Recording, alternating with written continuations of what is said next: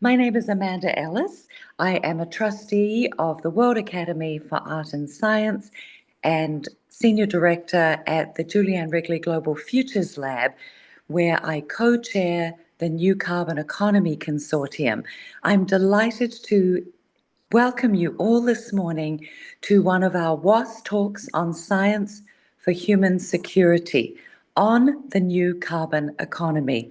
This is the first joint webinar we've had, and I'm thrilled we have an absolutely terrific lineup of speakers, including Klaus Lackner, who is, of course, the godfather of carbon capture, and we have Matthew Green, who is the director of the Centre for Negative Carbon Emissions at ASU.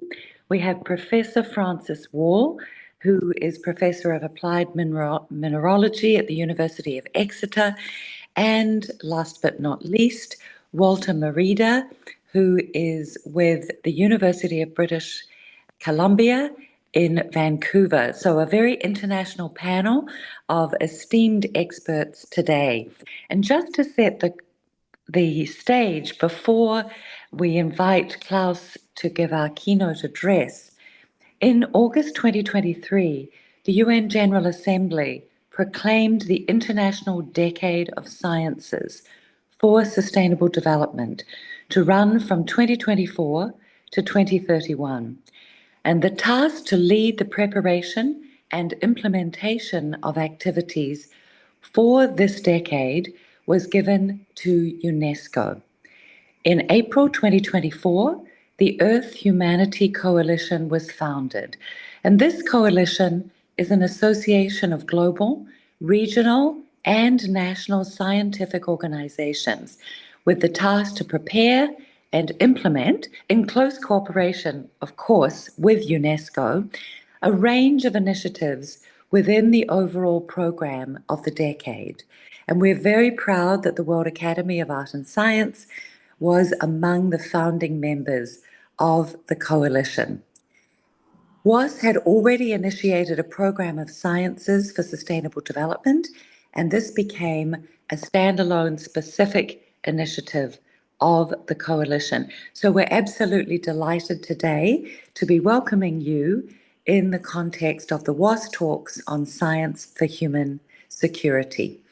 New Carbon Economy is our sixth webinar within the program, and for those of you who are interested, the reports on the previous webinars can also be found on the World Academy website, and you just scroll through to the events page.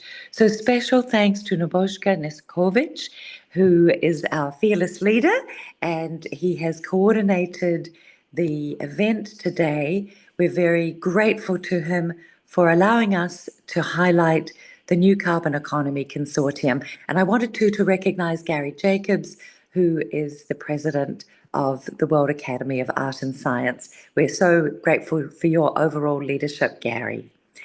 Now, just a minute before we begin on the New Carbon Economy Consortium, which connects organizations and researchers working on pathways towards the widespread deployment of carbon removal solutions.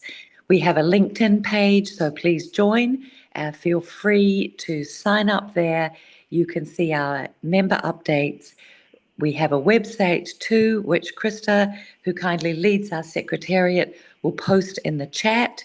And there's a focus on member profiles each month. If you or your organization would like to become a member, we would love to have you.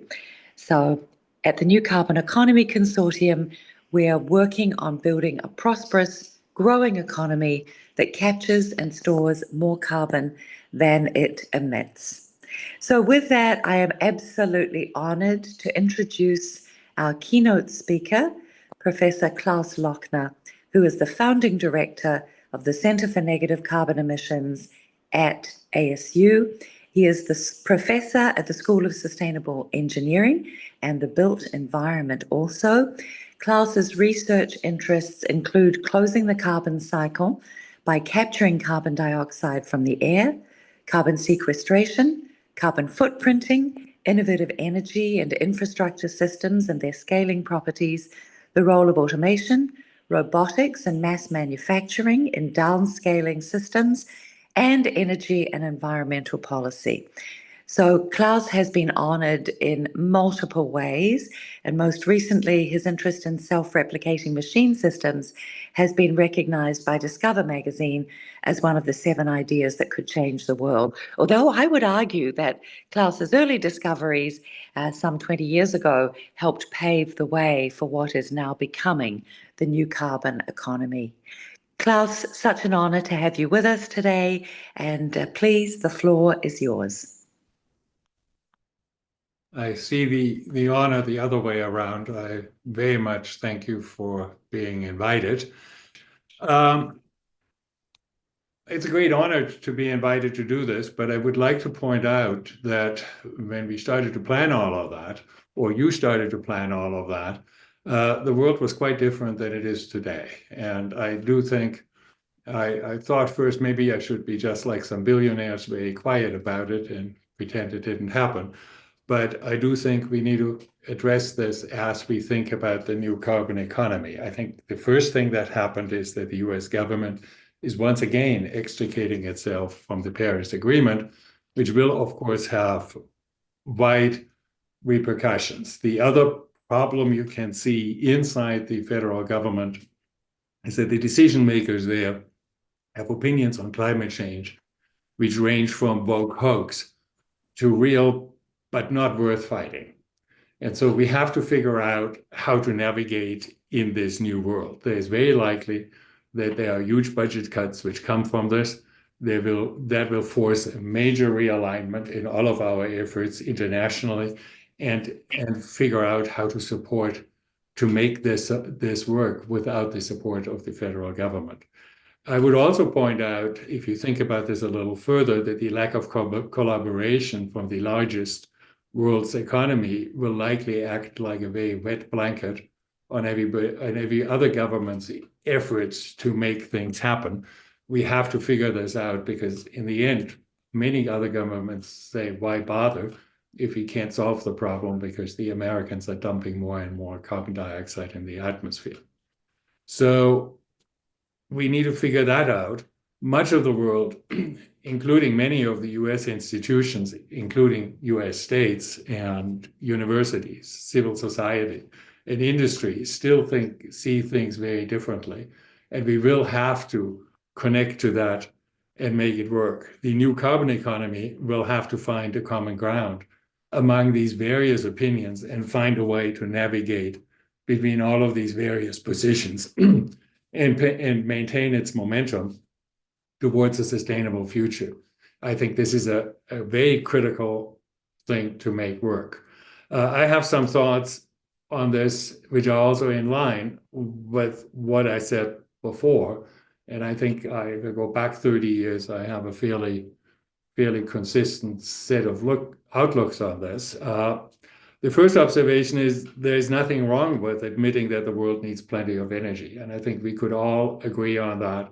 And that is not something the new administration would actually fight, right? Access to plentiful energy is highly desirable. The problem we have to make it sustainable. There's also nothing wrong with the observation and admitting that phasing out more than 80% of the energy sources overnight is simply not practical. We have to figure out how to live with fossil fuels in the mix for quite some time to come. This will take decades to fix. This will not happen overnight. So those things we will have to give on a little if we want to survive in this new environment.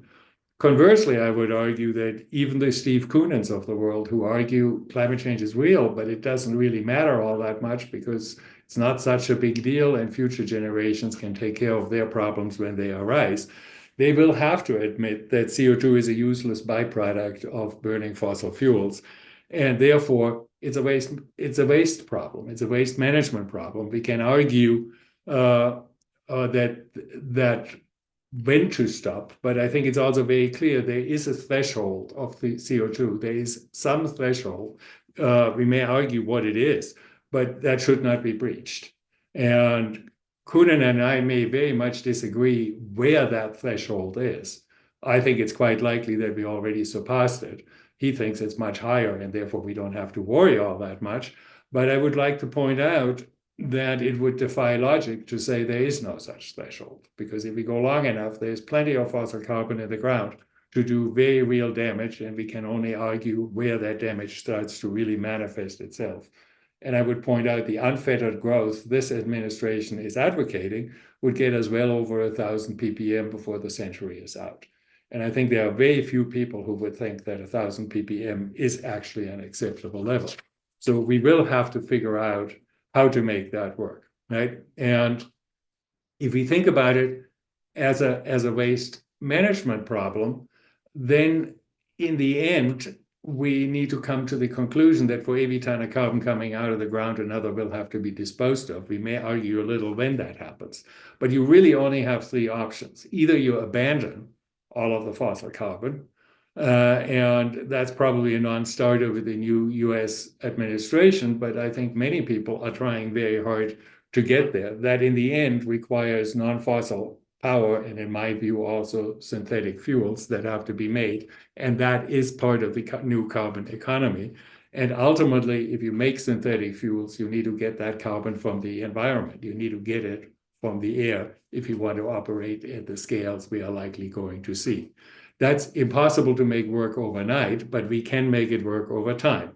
As I said, it's unlikely to be supported by this government, but ultimately we have to figure this out and have alternative energies in the system. That could either be renewable or it could be nuclear power. My personal view is that nuclear power has not demonstrated an ability to get affordable, but renewable power actually might very well already be there.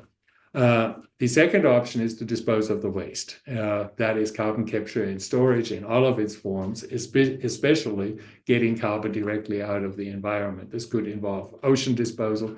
This could involve direct air capture and geological sequestration, but we need to balance this out. For every ton of carbon coming out of the ground, another will have to be disposed of. Lastly, we could try to close the cycle and say that we reuse the waste in some form. That can be done. That is possibly some time away before it's really competitive. But the only big enough option to reuse that carbon is synthetic fuels, and maybe, and I would put it now in quotes, petrochemicals, which are made from that CO2 and the energy we put in. Again, it requires alternative forms of energy, and ultimately that would lead either to the phase out or the making fossil energy far less interesting as a competitor.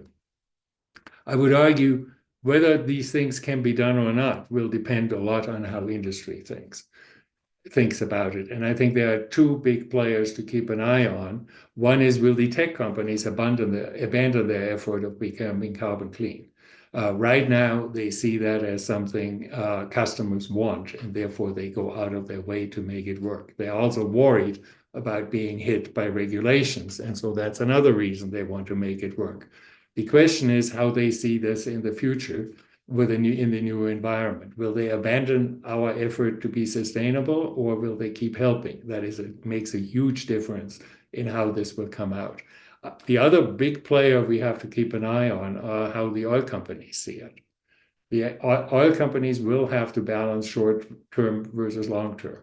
If you look at the new head of DOE, he will have a short-term outlook because he comes out of fracking. The oil companies like Exxon or Shell, they may have a very different view on the long term, because keeping the door open to fossil fuel will undoubtedly require a waste management approach to this problem. So my own view is we should hold our course. We need to move forward by pointing out that energy is necessary. CO2 is a waste stream and can be clean, and we can clean it up if we want to do it. I would point out that nascent carbon management technologies already exist. We have carbon storage at some scale. We know that we can do geological storage. We have point source capture for large point sources where this might work. We have direct air capture as a way of collecting CO2 that escape the point source capture. And we have technologies for carbon recycling. The problem is They need to get about an order of magnitude cheaper than they are today to be acceptable to the economy as a whole and to societies as a whole, and to avoid a backlash as we see right now in the US. So the challenge, of course, then is technologies need to demand to improve, and demand for disposal and recycle requires regulation. And if it doesn't come from the US federal government, we need to find other places. We need to talk to other places and make sure that happens. This means we have to figure out how to regulate it, how to account for carbon removal, and do this actually in a proper and well-defined fashion so that there is trust that this can be done and will be done. I would argue waste problems have been solved before, so this is not something which is impossible to push for. I think it is a lot easier to win this battle than win the battle that fossil fuels must be phased out instantly. That battle, in some ways, the US has just lost. Waste management, I would argue, ultimately, if it is properly regulated, is a lucrative service industry that needs to be built. Sewage in London was the first place where this actually happened on a large scale. And it happened because it was regulated. If you look at it, when I lived in Phoenix, and as a matter of fact, here right now, I have the ability to choose a waste management company taking my municipal waste away. I don't have the choice to dump it in the backyard. So we need to learn how to do the same for CO2 and address it as a global waste management problem. And because it's global, we can do it literally. We could do it in one place of the world who is willing to do it, and sell the credit of having carbon removed to the rest of the world. Ultimately, carbon recycling will be driven by the cost of waste disposal. Waste disposal is not free, and at some point, somebody will correctly say that carbon is worth more if we're reusing it again. But if you want to do that at a scale which matters, 40 gigatons a year is roughly what we are putting out right now, we have to figure out how to get that carbon and make fuels out of it. I would ultimately argue that as we are doing all of this, we can be entirely agnostic what the future energy form is. But I would point out photovoltaic power can now challenge fossil energy. It is right now the cheapest source of electricity. It may be intermittent and has all its own problems, but we are pointing out that its energy can be stored in liquid. And as a matter of disclosure, I'm a member of the board of Acela Inc., which was founded by one of my students, and it produces liquid CO2, liquid fuels from CO2 from air. And their goal is to be quite competitive with what's happening in the market right now. So the cheapest source of electricity is already there. And I find it somewhat ironic that the person who is running DOE right now is coming out of the fracking industry and telling us that photovoltaic will never amount to anything because it's just a few percent of the total. When they started to get into fracking in 2003 or 4, there was no fracking. There was a tiny, tiny fraction of the gas and oil produced in the US. Today, it is what has made the US an OPEC-like country in terms of how much energy it produces.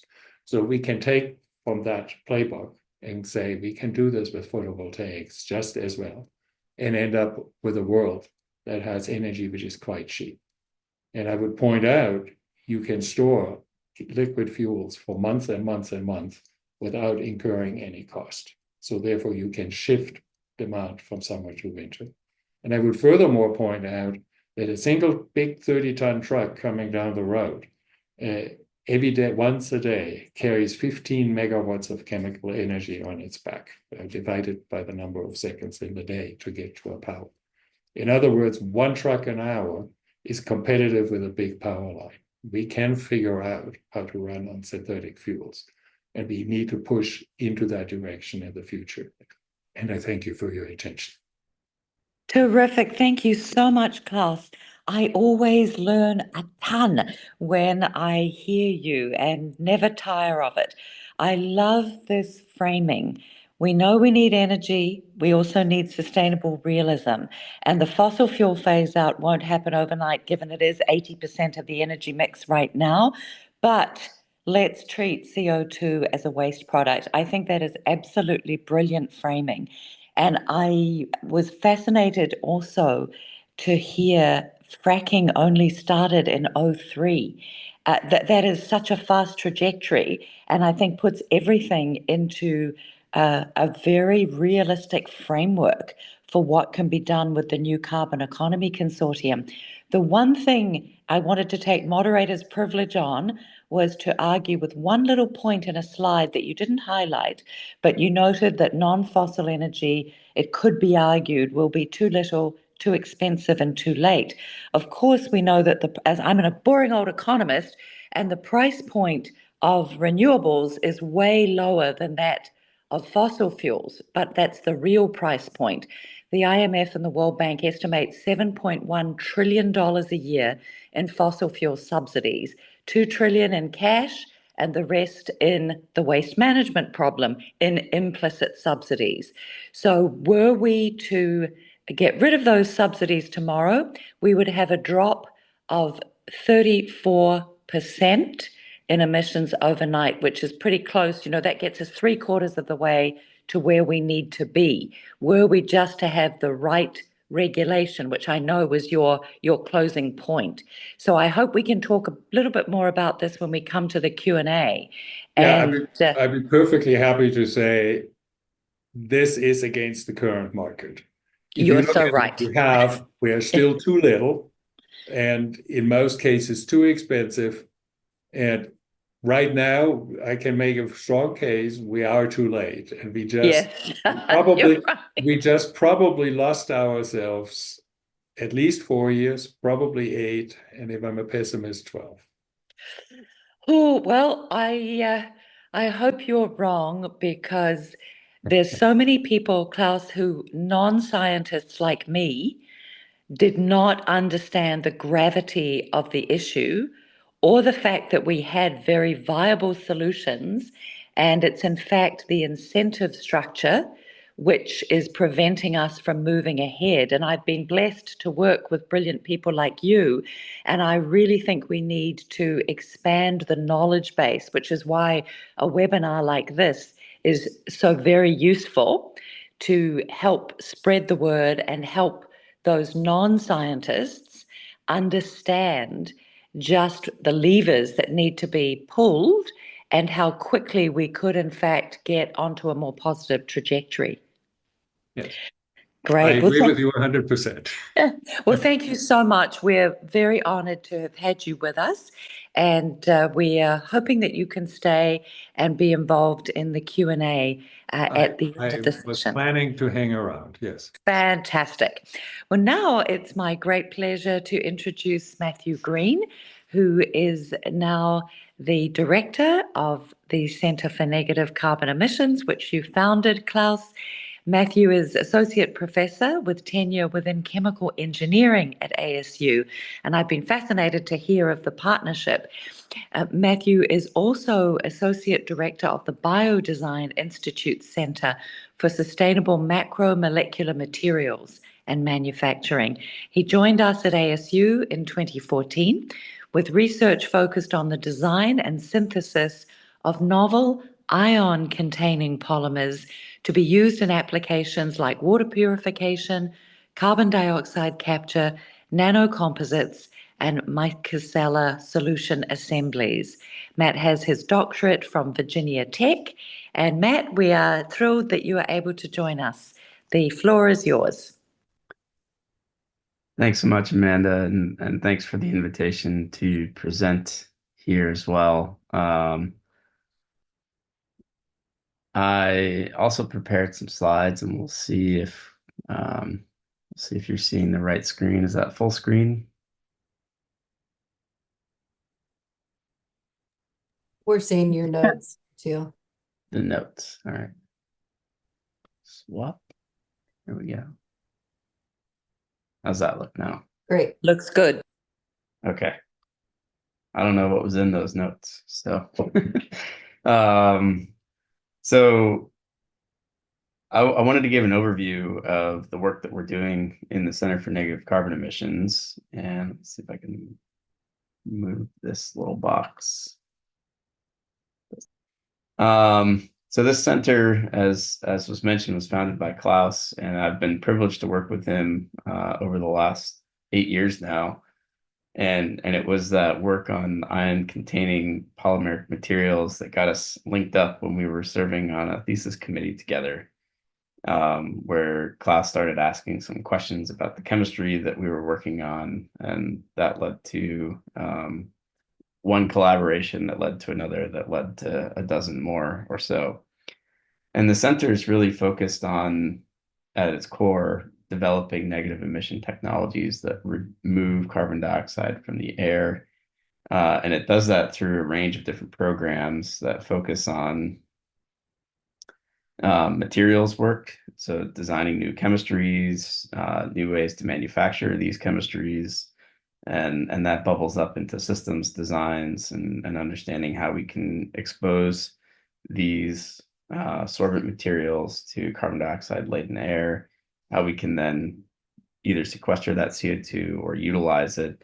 And also, as Klaus mentioned, developing these frameworks for incentivizing the development of this technology, and also understanding how the deployment of the technology affects the workforces and the communities where the technologies are being deployed.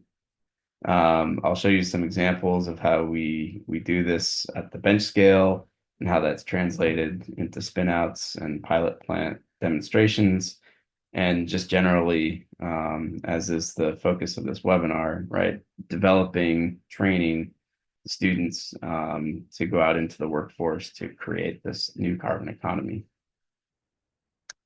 So a quick snapshot of the lab. We have, as I mentioned, test capabilities at the milligram and bench scale, unique capabilities to understand how materials interact with wind across a range of different wind speeds and humidities, capabilities to automate these systems and to accelerated life testing, bench scale, kilogram scale type systems, and even deployments that are now you can go and see in museums. So this particular technology Klaus worked on is on display at the London Science Museum. And then also a functioning pilot plant facility. And so we work in this space from bench to pilot continuously.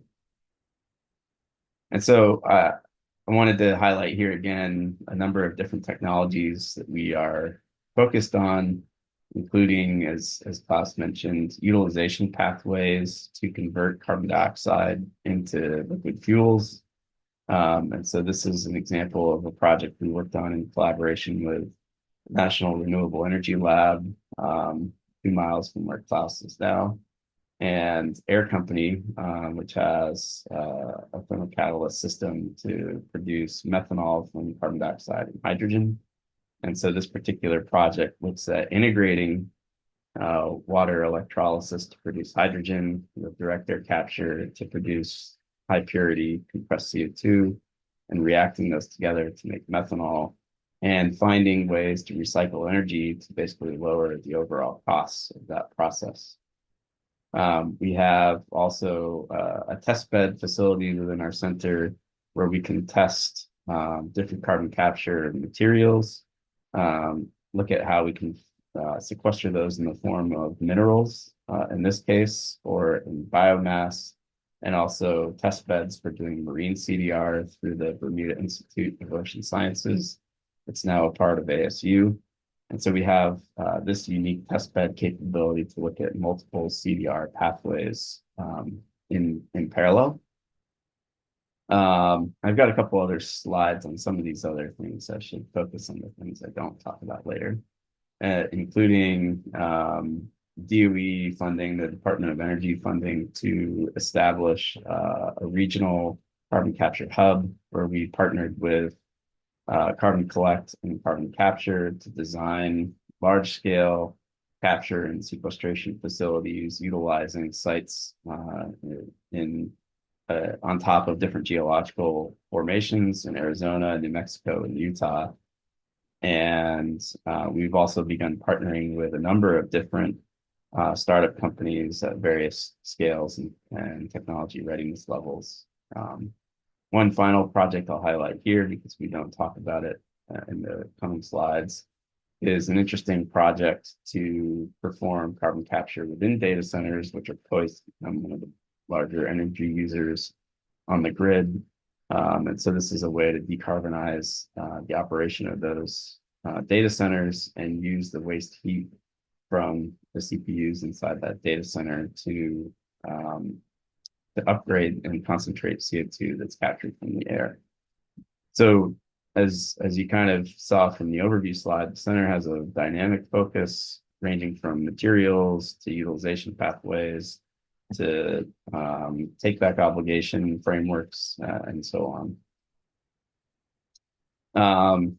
So in the next few slides, I kind of jump into a couple of these different projects to highlight where we are. In this CO2 to liquid fuel project, we have basically completed the design of a 770,000 ton facility.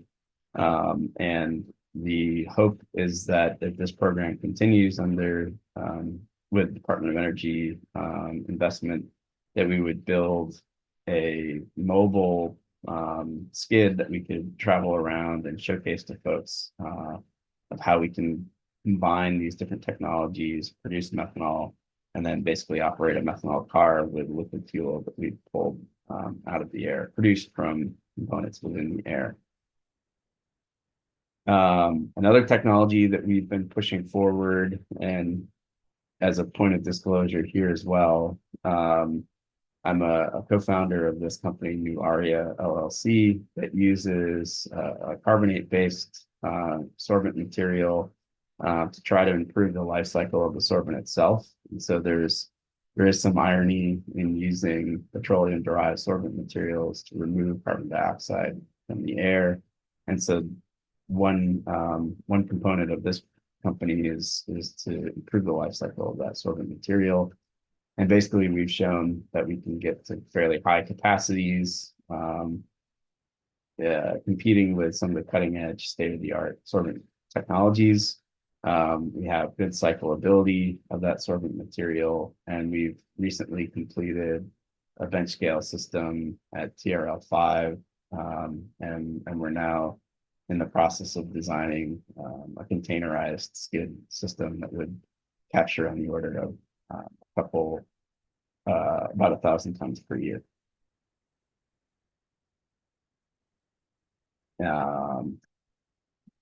The next project that I'll highlight is one where we partnered with another strategic strength, Arizona State, which is Algae Tech. And so the Arizona Center for Algae Technology and Innovation has multiple raceways where we can cultivate and grow algae. And so this project built upon some of the early work that Klaus had done designing a CO2 biomass integrated process where we use this rotating belt that travels through the air. The particular chemistry used here, when it comes in contact with dry air like we have in Arizona, will release water and capture CO2. And then when we lower it down into the liquid bath, we can release that CO2 as the material takes up water. And so that CO2 is then released in a form that's usable by the cyanobacteria in this case, and they can then produce things like biofuels or other pharmaceutical products. And so in combination with a novel system, we've also explored some novel chemistries that you can see here, and our data showing that we can then cultivate and grow that algae very nicely relative to a positive and a negative control material. So we're very excited. We ran this under some of the harshest conditions possible, simply because of bad luck in terms of timing, but we ran this for multiple weeks this summer and showed good progress in this project. And then there's a photo of that system working outside. Another technology, an example where we've taken these systems to the pilot scale. This was technology patented by Klaus that was then licensed to a company called Carbon Collect that uses a passive capture design where these cylindrical discs house a sorbent material, and the wind can blow over that sorbent material. This disc stack can be lowered down into this regeneration chamber, and we can then strip out the CO2. And we've now, over the last couple of years, generated very nice data showcasing how the effects of ambient temperature, wind speed, and relative humidity influence the CO2 production of those particular systems. And so this also feeds into a concept that Klaus has really pioneered, and I think you can see mirrored in almost every DAC company out there now, which is modularity and mass production. And so this technology is meant to be mass produced, where multiples of these so-called mechanical trees would then be produced and stand side by side, just like a forest of trees.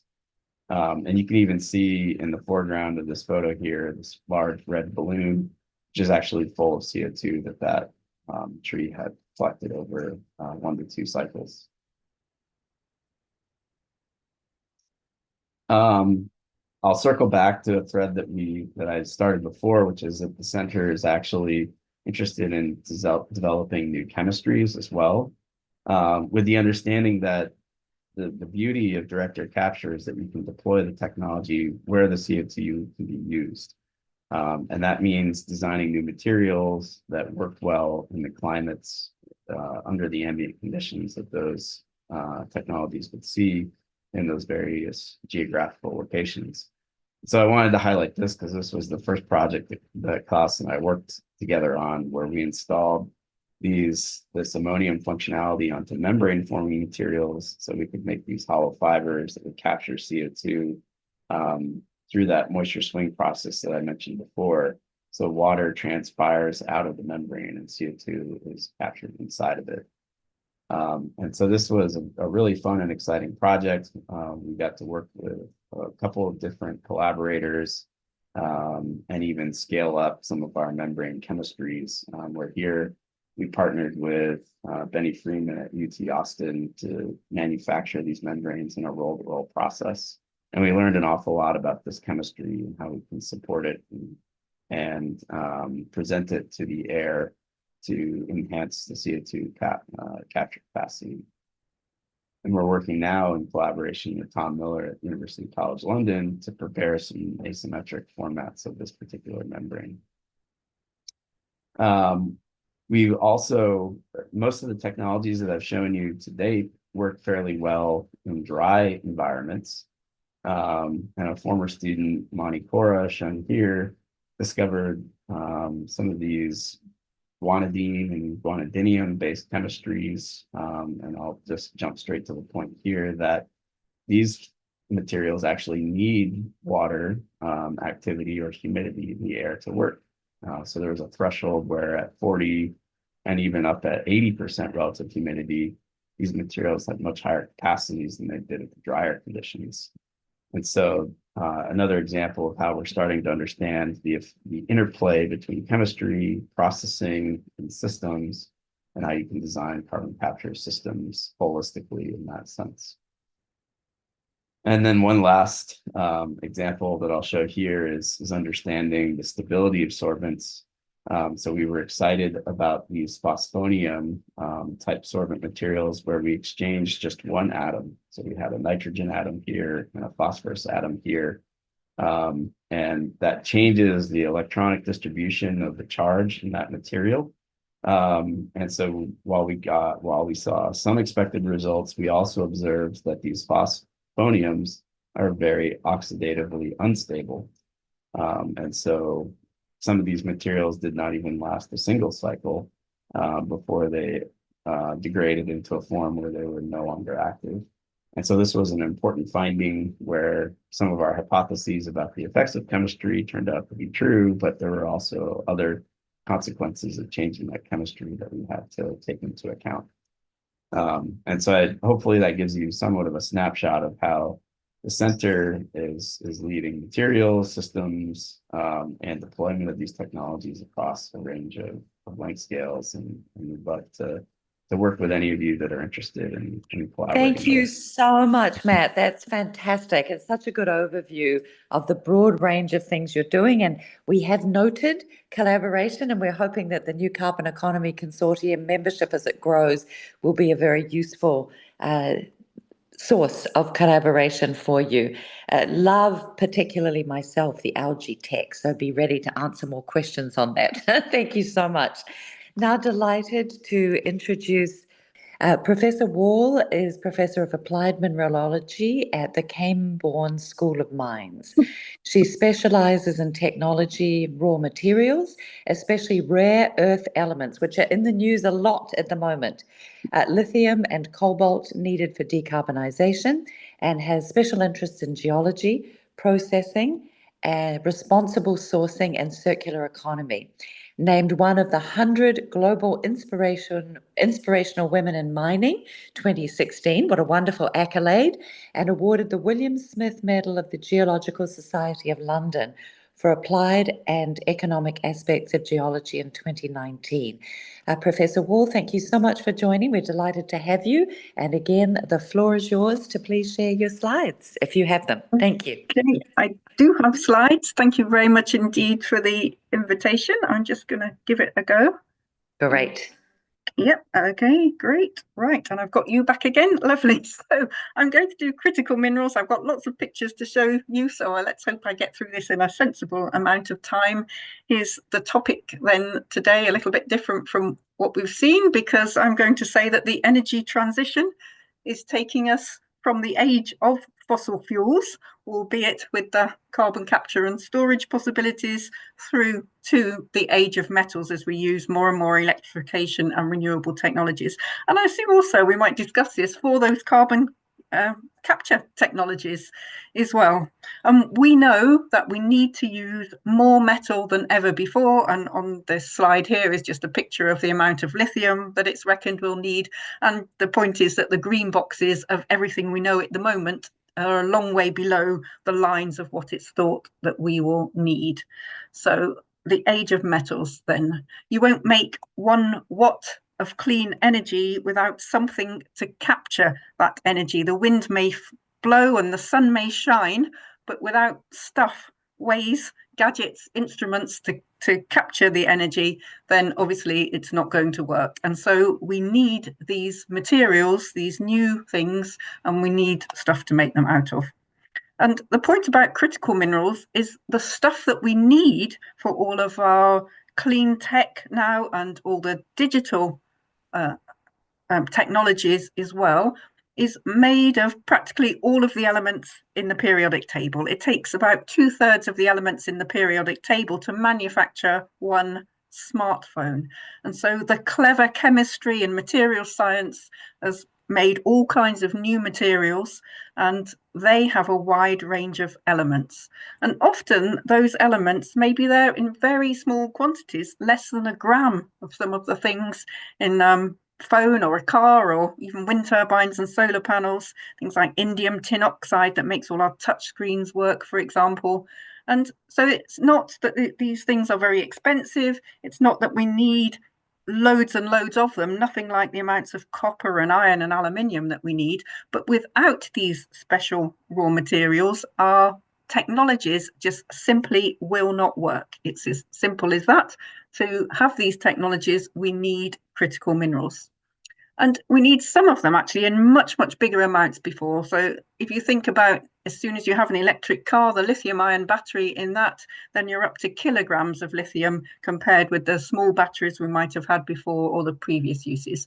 And literally tons of rare earths will be needed for offshore wind turbines. So a very different world that we're going into. And about 15 years ago now, people started to really think about this. And let me go for North America then to the diagram there with the pretty spots on it from the US Department of Energy. And at that time in 2011, they produced these kinds of graphs with names like dysprosium and europium and terbium that, apart from the chemists, probably most people hadn't ever heard of before, and pointed out that they were going to be really important to clean energy or to any other kind of manufacturing. The European one is not just about energy, it's about all manufacturing in Europe.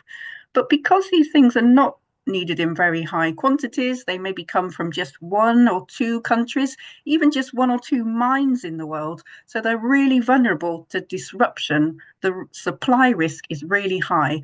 And that was the definition of a critical mineral, these really specialist things. But over the last 15 years, what's happened is we've all done more and more assessments of critical minerals. All the countries have them, and the UK's caught up now. It's on its second iteration.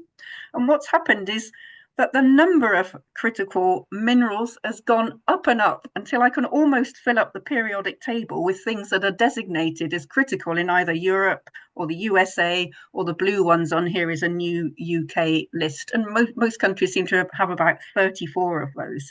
And so the critical minerals agenda has really woken up people, I think, now to the importance of minerals. So it's not just about which ones are critical, but I think it's opened up the whole agenda to the fact that we've never really stopped needing minerals, but more than ever before, we realize how important these technologies are.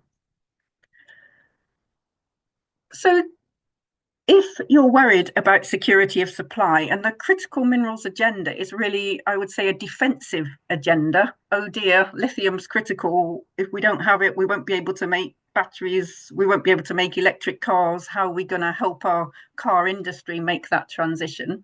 Then these are some of the ways that people immediately look at. If you could make a cheaper battery that was just as good without lithium, or, just take it out, reduce it, use less lithium, then companies would do that immediately.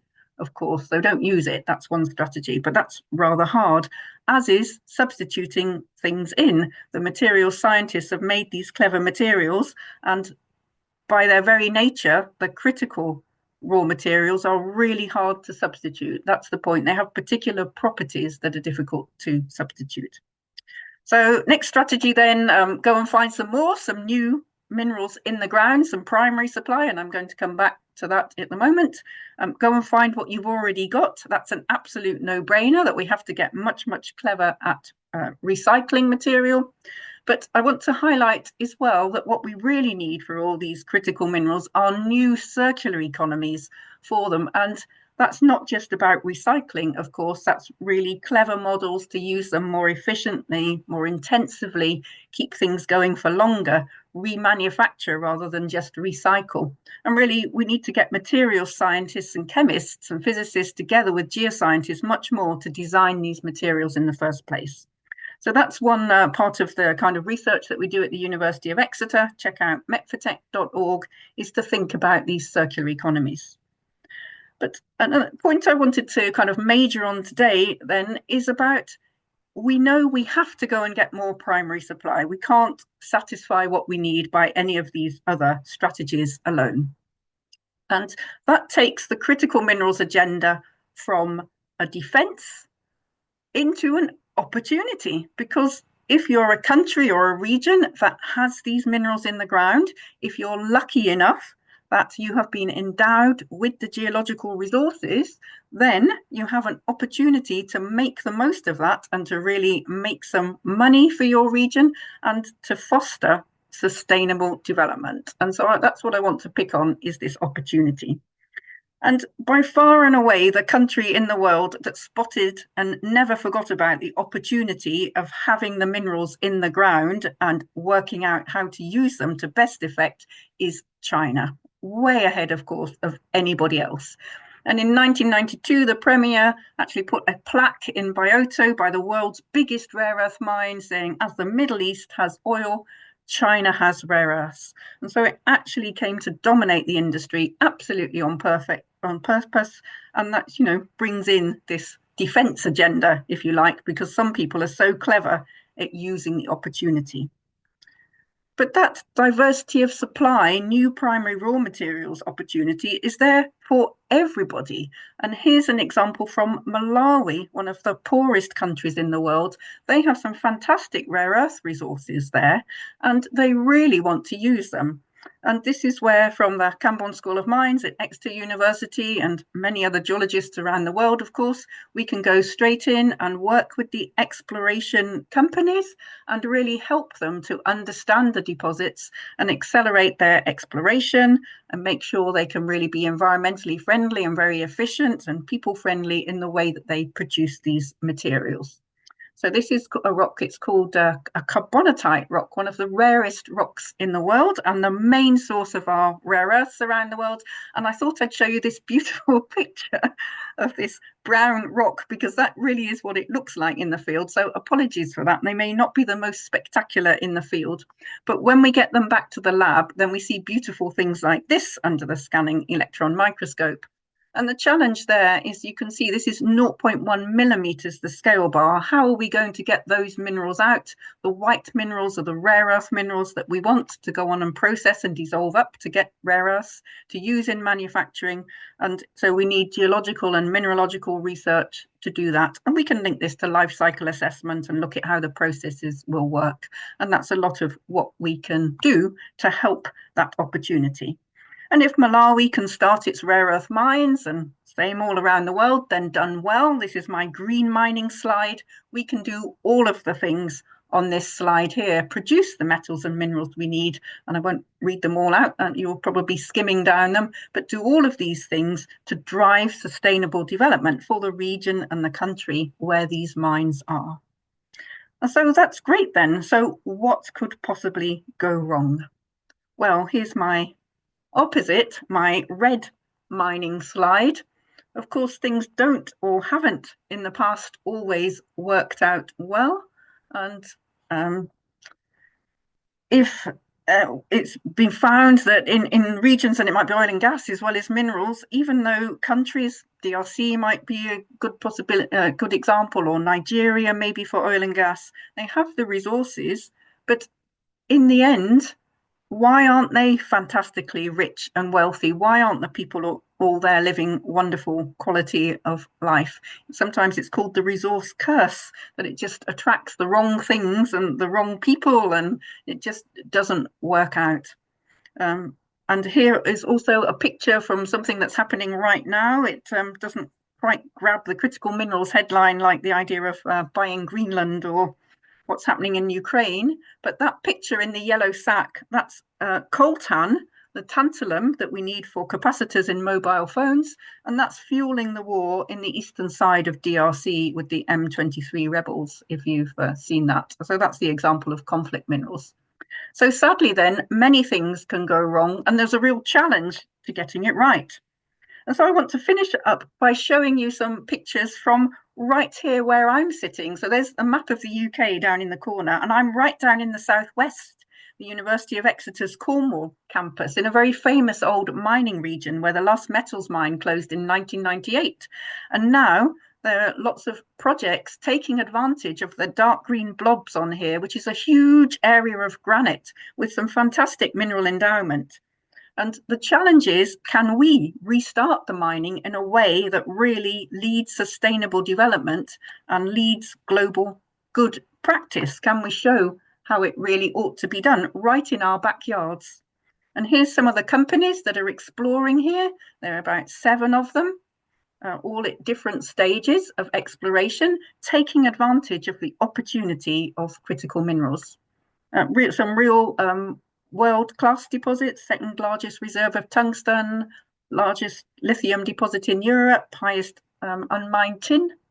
And so what research have we been doing? Well, in the Met4Tech Centre, we've taken a circular economy view, and I've put up this really busy picture just to show that there's lots of geological underground things going on that we need to take into account, different ways of extraction via boreholes and underground mines and open cast mines, and putting all this together. And then, of course, there's all the overground things. This is a World Heritage Site in lots of areas of Cornwall. It's a fantastically beautiful natural area around the coasts and things. It's an area for renewable energy development. And we've taken a circular economy view to looking at how this can be put together. And then we've taken a view of, well, when you put that together, how do we really produce sustainable development, strong sustainable development from the opportunity? And for that, we took the new United Nations Resource Management System developed by the Economic Commission for Europe in Geneva and the Expert Group on Resource Management. And that has 12 principles. And we've applied that to what we're up to in Cornwall and written up a case study and presented it here in Geneva last year. And I just left the Zambia keyword to remind me that we're also working with colleagues in the Copper Belt in Zambia to do something similar. So here are the principles grouped. They cover environment, social, governance, and circular economy. And you can test what you're actually doing, what initiatives you're taking in the region. And some things we're pretty good at, and some things we weren't so good at. We need to do a strategic environmental assessment of the region that they're very rarely done for minerals. And we'll have one of the, I think the second that I know of really in the world. We're busy doing that. And then we've taken that learning and put it into a new project that's just started. And of course, I've been showing you some rocks and some geology, but this is a real multidisciplinary, transdisciplinary challenge. And so for one of our latest projects, of course, we've brought together social scientists and ecologists and circular economy and finance experts so that we can work together using this Southwest England challenge as our example and see how we can really do it well. And so we're putting together here the technical research, and this is some mine waste on the right-hand side, so we can clean that up and also hopefully produce critical minerals from it. But this is a real big ecology and history challenge as well as the economics, and also bring in the social sciences. We all think this opportunity of critical minerals will bring good new jobs. Well, will it really? And how do we absolutely do that? So our social scientists are working on that. And so what we want to have done at the end of 3 or 4 years, if we can get this right and help the local companies, there's 3,000 new jobs to come in these extraction operations, plus, of course, all the knock-on effects. And so there's the challenge. The critical minerals agenda is a defense agenda to protect manufacturing, but back behind that is this fantastic opportunity for countries all over the world, including right here in the UK, to develop their geological resources where they have them. And it's a real transdisciplinary research challenge to make sure we do that in the best possible ways. Fantastic. Thank you so much, Professor Wall. I love this age of metals, and to see the circular economy opportunities and this new transdisciplinary approach. This is really a theme of this morning's webinar. Brilliant, and I'm looking forward to meeting you in person at Exeter. Thank you so much. And now my great pleasure to introduce Professor Walter Merida, who is from the University of British Columbia and has done a range of incredible work, hosted us last year for the annual meeting of the New Carbon Economy Consortium, founder and board member for the General Hydrogen Corporation and the Institute for Breakthrough Energy Technologies in Vancouver, worked at the National Resource Council's Institute for Fuel Cell Innovation, has worked all over the world and is leading the Integrated Energy Test Bed and the Transportation Futures Group, supported by the Pacific Institute for Climate Solutions, serves on a range of boards of directors and director of the Clean Energy Research Centre, senior advisor to UBC's president and vice chancellor, and right now Associate Dean of Research and Industrial Partnerships in the Faculty of Applied Science. Walter, so looking forward to hearing from you. The floor is yours. Thank you very much, Amanda, and it's great to see Klaus and Matt, and I look forward to seeing you again in person as soon as possible. As you can see from my background, I have the pleasure and privilege to join you from the ancestral and unceded territory of the Musqueam people, and I will talk to you about a model that we have implemented at the University of British Columbia to try to accelerate the innovation required in many of the areas that have been covered today. So we're running a bit late on the agenda, so I will talk about the model because it is really the model that's the most important part of this presentation. I have several examples. Some of them are on campus in our Vancouver campus, But the most exciting part for me, which resonates well with the previous focus on regional impact, is extending this model outside of the campus into the real world and into other areas outside the city of Vancouver. So I will start, and I will just very briefly, if you look at this map, the triangular section of land at the tip of this peninsula is the Vancouver campus for our university. And despite being next to Vancouver, which is one of Canada's largest cities, it is in many respects a remote community. And I say that because we are separated from the city by a regional park, and we are at the end of the natural gas line, at the end of the electricity line, and we have to manage the campus as a small independent municipality. That has enabled us to take some risks and to do some things that normal municipalities perhaps couldn't do or wouldn't do. And we have demonstrated that a municipality like this, which is about 60,000 students and 20,000 staff and faculty, can reduce its carbon emissions while at the same time growing in both population and construction, the number of buildings. And the key element in that model is this idea of joining the research with the operations of the university and joining the operating budgets of universities, which can be significant, in our case, it's a couple of $2 billion Canadian per year, to also do innovation. The dots that you see on the map are a few examples of the living lab projects that we have, but I unfortunately won't have time to go through all of them. Very quickly, one of the first things we have done is to build this building, our student residence, 18-story building that for a long time was the tallest wooden building in the world. And that's a way, of course, to decarbonize the construction industry and to reduce the emissions associated with, densifying cities and creating housing, which for the province of British Columbia is a very pressing issue. I have included the links, and I will paste them in the chat so that you can have a look at all of these projects, because most of them are summarized online, so you can visit them at your leisure. The other project that Klaus and Amanda had the opportunity to visit is this power plant that we built on campus.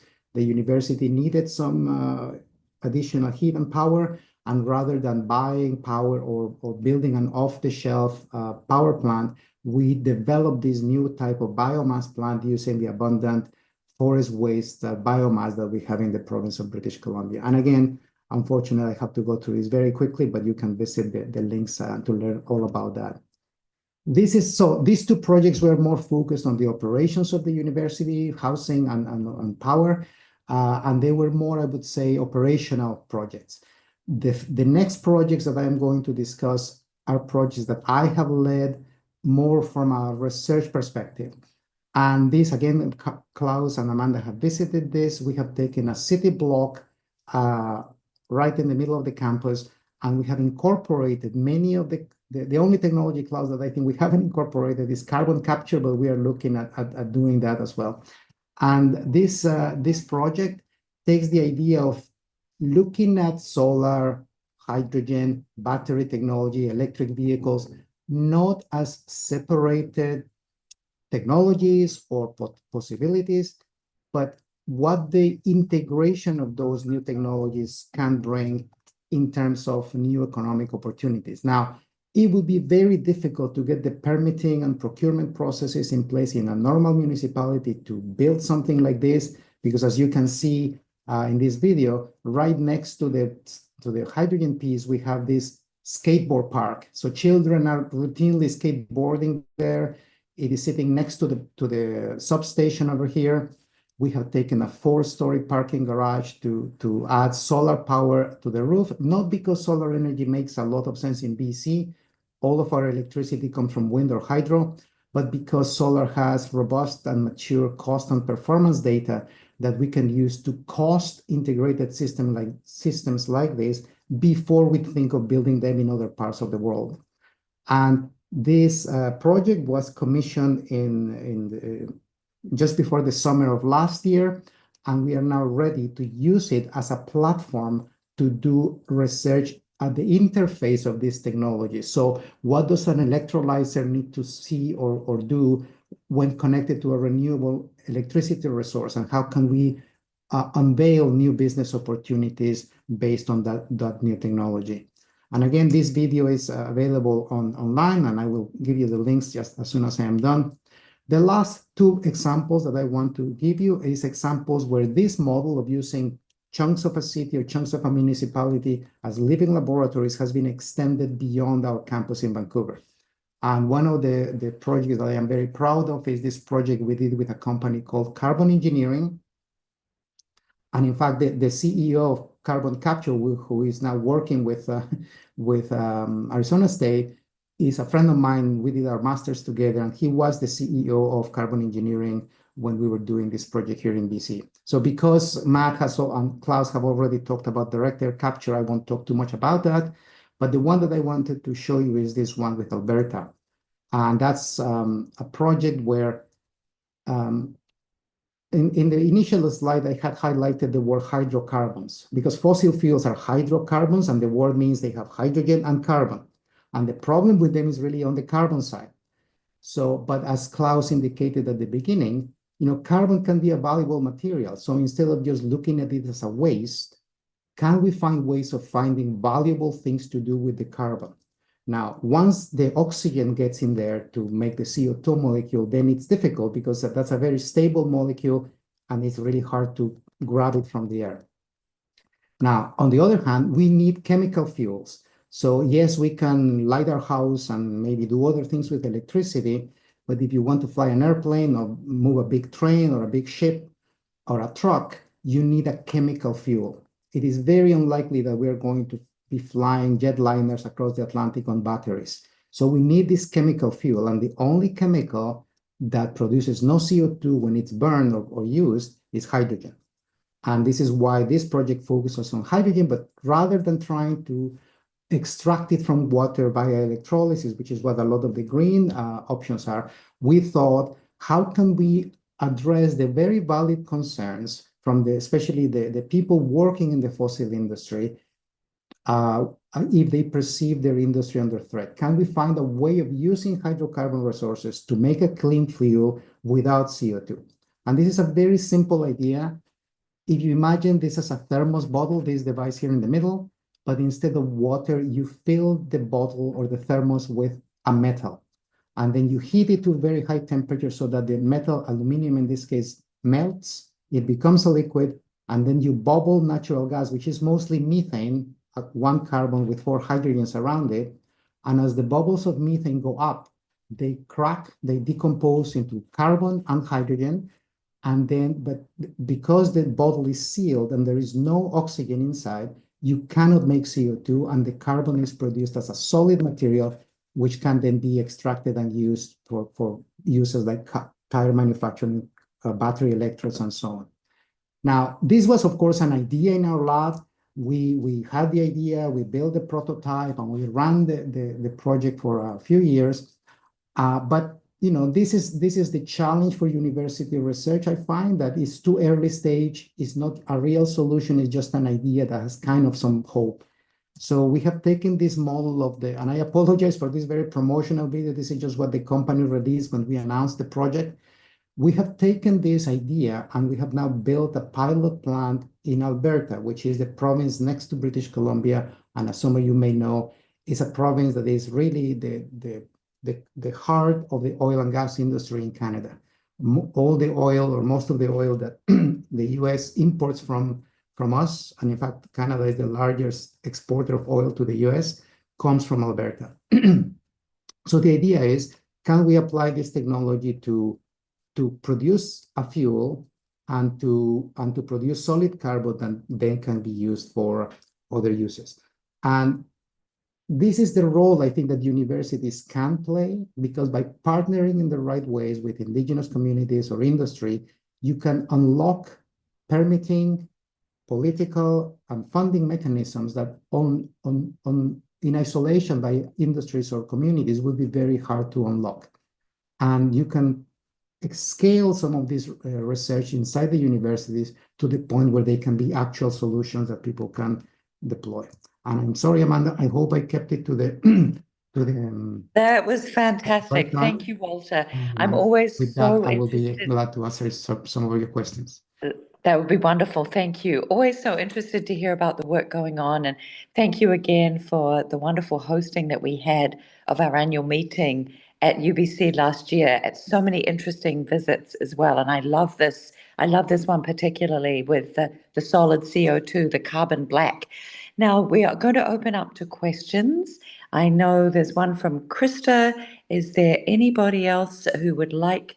I know we had a comment too before the webinar that we need to focus also on some of the nature-based solutions. So yes, we will do that in a future webinar, but this has been absolutely extraordinary. I see that there is a question from Grant Schreiber. How much of the existing storage, transport and supply chain infrastructure needs to be reinvented for a new carbon economy? And how much can be simply repurposed? Fantastic question. Who would like to take that one?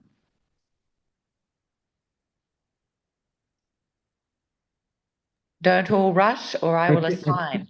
I think Klaus had his hand up, but very quickly. Klaus, thank you. And Klaus and then Walter.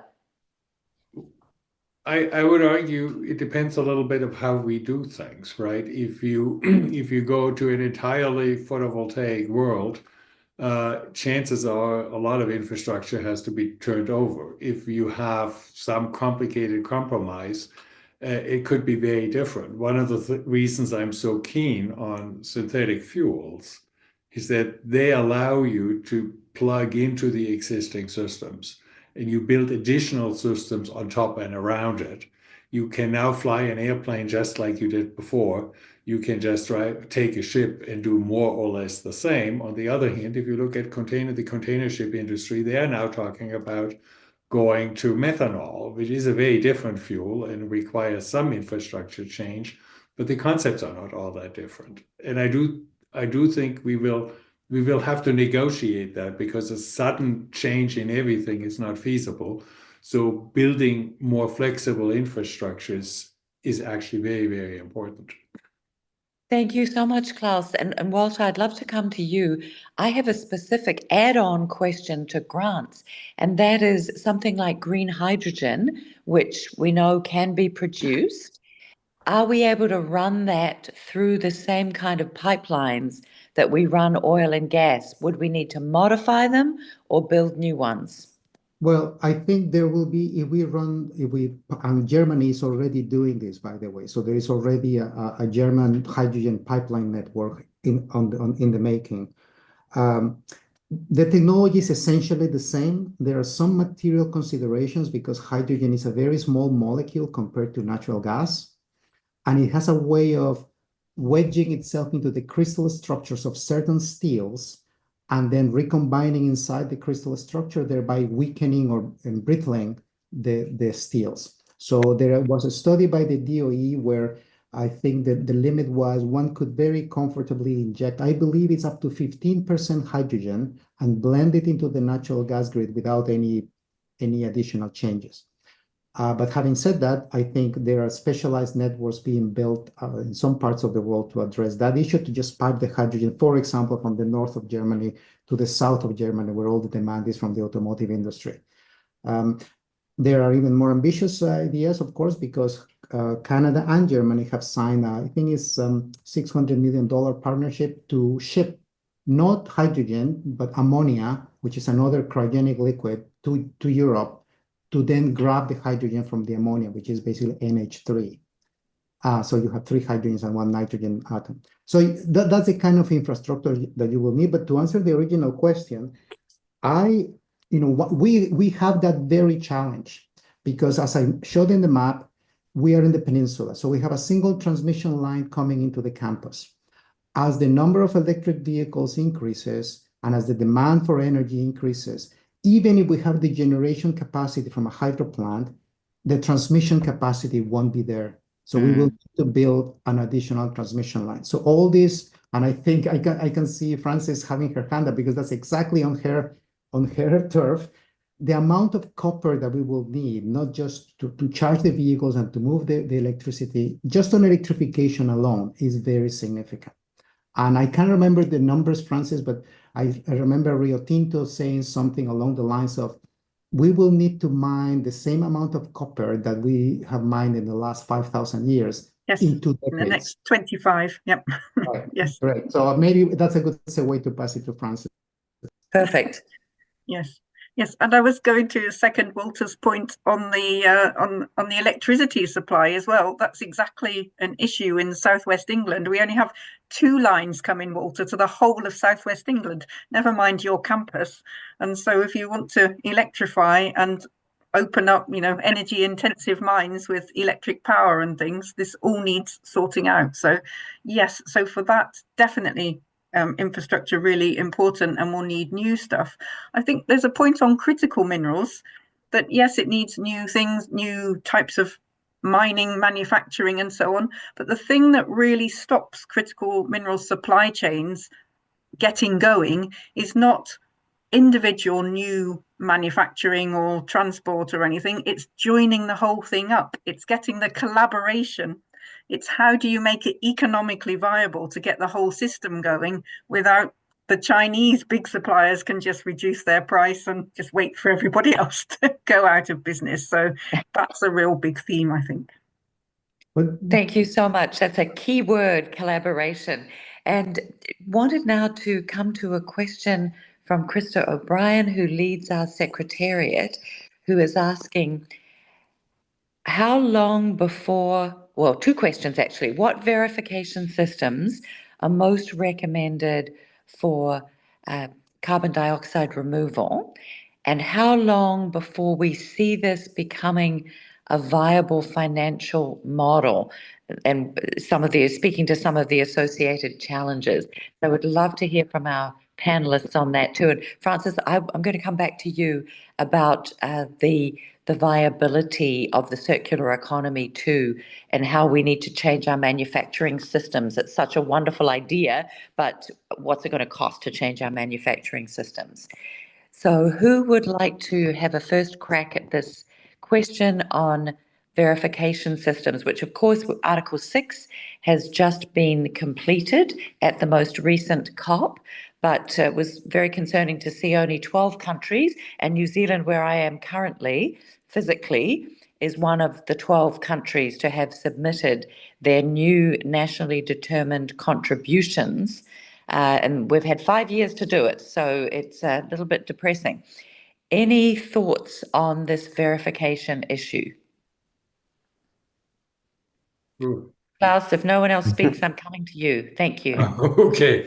I can start maybe if you want, Klaus. But Yeah, 25 years ago, I wrote a paper with Dick Wilson, who was a physics professor at Harvard, and a colleague at Los Alamos, Hans Siak, a very simple paper where we argued that if you build a big box around the whole system, we are stuffing carbon in by taking it out of the ground, and we need to take it back out of that box. So we think of the mobile carbon pool as the starting point, and we suggested that the way to deal with it is all the way upstream, which back then was not all that controversial. And we then certify that an equal amount of carbon has been put away. And of course, you need to verify now that it indeed has been put away. And I would argue in the last 3 or 4 years, we have revived this, and it's now Stephanie Arcusa who is really leading this effort, where we are sort of aligned with the carbon take-back obligation, which we didn't call it that in 2000, but we had basically the same principle. You need to take back your carbon as you take it out. If you do that, life gets a lot easier because the carbon in the environment is already considered neutral because it got neutralized, compensated for the moment it came out of the ground. So if I do, for example, direct air capture, I don't have to prove anymore what my LCA is. I needed to do an LCA not to fool myself. And because if it turns out that in my supply chain I used carbon and I wasn't aware of it, and I effectively pay for 2 car certificates of sequestration in order to generate one, I will go bankrupt. You don't have to prove by accounting that I do something stupid. I will find it out the hard way by myself. So clearly I need to do an LCA, but the LCA for accounting is nearly impossible because LCAs are too vague, you can negotiate what actually is in the box and not in the box. And if we do this very big box we just said, that problem goes away. So we argue the way to make it happen is to have carbon coming out of the ground being immediately cleared by compensated for by another amount of carbon which has already been put away. Now, in the short term, we will have transition issues. And we wrote some papers on it, but I'd be talking for the next 2 hours if we're going to do this right now. So I think it needs another specific questions, webinar. I avoid that. No, thank you. That's so helpful. That point about life cycle analysis too. And Matt, you wanted to make a point as well? Just adding in, I think that there's currently over 100 different certification frameworks. And so we also need standardized certification and verification, as Klaus kind of mentioned. So just throwing a couple numbers in there. One of the things we push very hard, that we as this society cannot abdicate our responsibility for future generations. And if we put carbon away, it has to come with a guarantee that it's put away on climate relevant timescales, which are measured in thousands, if not tens of thousands of years. That means if you have short-term storage, you took the liability of doing it again.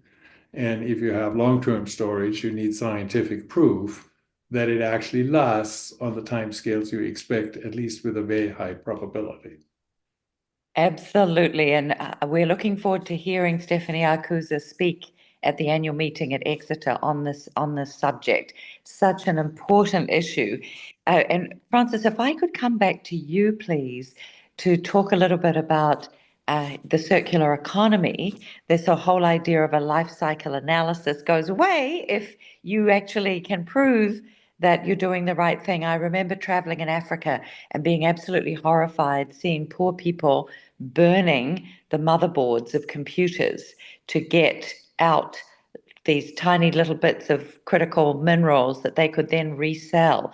And the damage, the environmental damage and the pollution was terrible. So I'd love to hear from you on this theme as well.